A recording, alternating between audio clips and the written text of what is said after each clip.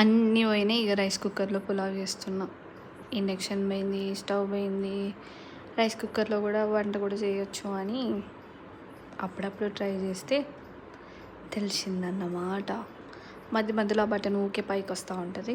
దాన్ని కిందికి నొక్కి పట్టుకోవాలి. వన్స్ బియ్యం అవన్నీ వేసిన తర్వాత పర్లేదు, మళ్ళీ నార్మల్గానే ఉడుకుతుంది. బగారాలోకి ఏవైతే వేస్తామో అవన్నీ దీంట్లో వేసి టొమాటో ముక్కలు ఎక్స్ట్రాగా యాడ్ చేయాలి, అంతే. అదే టొమాటో పులావ్ అవుతుంది. సింపుల్ అండ్ ఈజీ రెసిపీస్ కోసం నా ఛానల్ని సబ్స్క్రైబ్ చేసుకోండి. Thank you for watching. Bye.